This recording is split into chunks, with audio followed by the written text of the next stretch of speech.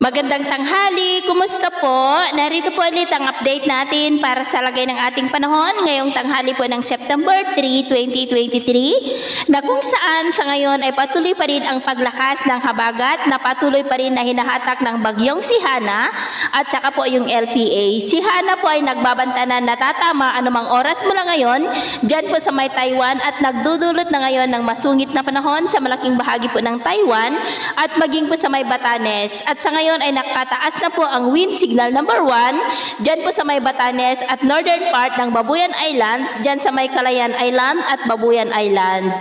Ngayong hapon po at magdamag ay mananalasa po dyan sa Taiwan at bukas ng umaga ay tuluyan na po yan na makakalabas dito sa ating area of responsibility. Ang habagat naman ay unti-unti na po nahihina at posible nang papalit ang malamig na simoy ng amihan sa susunod po ng mga araw, and by third week of this month, posible po na nasa transition period na po tayo, patungo na po tayo sa amihan season o yung taglamig season.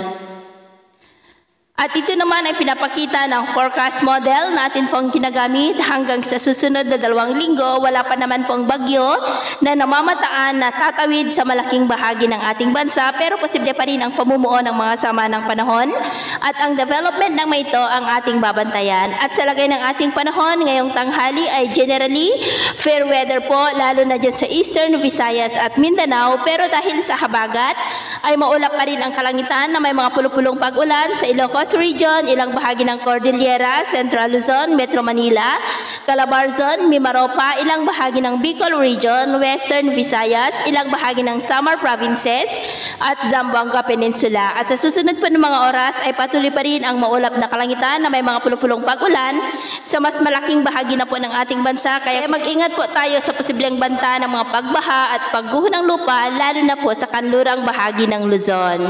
At sa atin namang mga baybayin, matataas pa rin po ang mga alon at pinagbabawal ang pagbalaot, lalo na po dyan sa mga baybayin ng Batanes dahil malapit po dyan si Bagyong Hana at posibleng aabot ang taas ng alon dyan hanggang po sa 2.5 to 4 meters height. At sa kanlurang baybayin naman po ng Luzon, mula po dyan sa may Ilocos Region pababa hanggang sa may Palawan ay matataas rin ang mga alon dulot ng habagat na ang mga alon po ay posibleng aabot hanggang po sa 2 to 3.5 meters height. Kaya iwasan muna natin ang papalaot, lalo na po sa mga may kulay pula para mas makaiwas sa mga sakunang pangkaragatan. So, ito po ang latest update natin sa araw na ito.